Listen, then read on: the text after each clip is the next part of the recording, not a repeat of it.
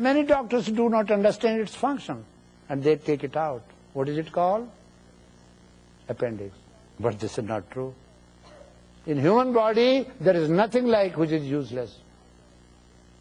Those who have taken out their appendix, they will find out that they cannot digest green salad nicely. Because in animal kingdom, in the animals, the appendix is so big.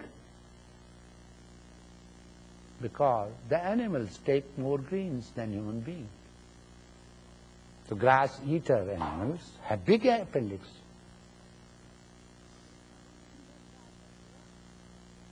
Doing sex after food affects the appendix, disturbs its secretion. That particular part which supplies, you see, juices to help your metabolism, you are depriving yourself. Now, what the science says, what the medical science says, you will find your mouth being dry. This is one of the symptoms where the secretion of pancreas has something to do with it. It means you are hurting your pancreas, the endocrine gland system and its secretion. Therefore, never rush and jump. Why the marriages are unsuccessful? Most of the marriages are unsuccessful because of this sexual incompatibility. And there is nothing wrong with both. They both are good people. Because they don't know, they don't have education and they don't have understanding. Man rushes from outside, he thinks my wife is a piece of furniture I can sit down and use anytime. That's very bad. He rushes, does the sex and gets up. Poor woman suffers. It should not be done. There should be understanding. Sex is understanding. So before you go to bed, go with this. You will not have useless nightmares, useless things. But this should be done last, before you go through that prayer. Repentance, not to repeat it again, building the Atma Shakti, Sankalpa Shakti, learning to understand what I do tomorrow, I'll do it efficiently. I will not hurt anybody, I will not injure anybody. I can avoid speaking useless lies, because that weakens my willpower. Liar is he who is afraid of others. Very truthful can annoy others. So he compromises. Whatever is speak gently, lovingly. Don't speak harshly, for harsh truth is not considered to be truth. So I am going to give on the last day full schedule. And if somebody follows only 1 week, I tell you there will be transformation. I have $500 to give you if you say there is not. Only 1 week's practice. But I know you cannot do it. First of all, when you were actually at home, with your thoughts you were here. When you are here physically with your thoughts, you are there. That's my problem. You have not learned how to be here with your full thoughts. Get up now. To sleep voluntarily, yogis knew the technique they called Yoga Nidra. I used to practice this, and this has helped me a lot. I can record things better in deep sleep than in waking state. That is not Turiya. That is a little bit below, 1 step below than Turiya, between sleep and Turiya.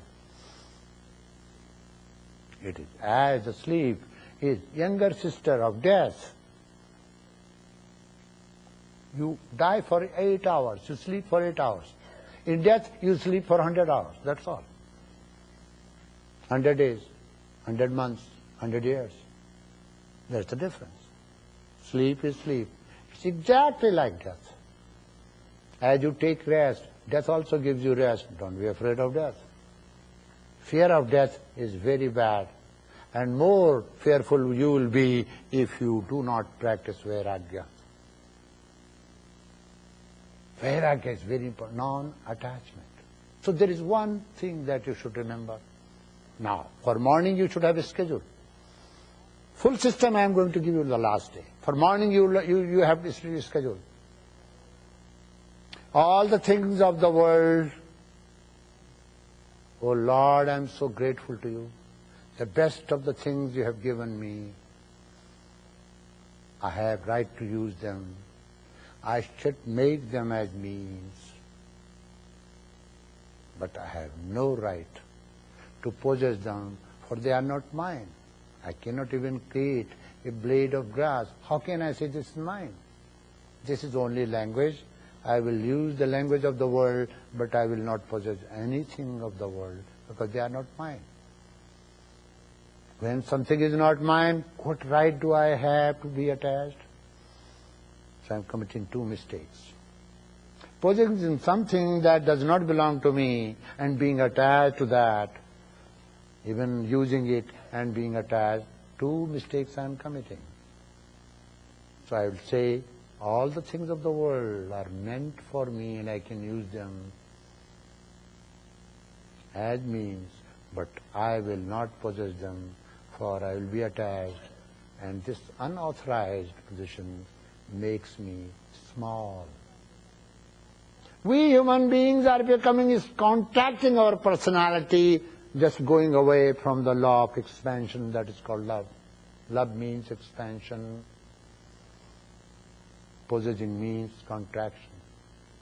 If you really want to learn to live with this. Remind yourself in the morning, every morning. I will watch my actions. I will watch my actions. Sometimes I don't want to do something, yet I do because of my habit, deep-rooted habit. But I understand that this is not right. How can I help myself? I become victim of my habits, part of my personality. The personality has been woven by this habit pattern. So let me practice this Vairagya. Vairagya will help you. It doesn't mean that when you are practicing Vairagya, you don't love your husband and wife and you love better, because you understand your relationship better. You can understand better, you can love better. When you have knowledge and you understand something better, you can. If I see that this is weak, at least I will not lean heavily on it. If I see this is strong, I can live with full confidence. But if I do not know whether it is strong or weak, I might lean heavily and fall down and break this also. That's what happens to your relationship.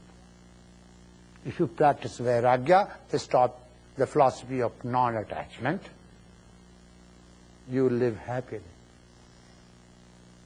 You will live very comfortably. Therefore, philosophy of Vairagya means love. That which you call love creates misunderstanding, creates ego problem, creates lust, creates attachment, brings misery. Love gives you freedom, love makes you selfless, love makes you aware of the reality, love makes you aware of the truth. Therefore, follow the philosophy of Vairagya by practicing it. It's important for you to follow.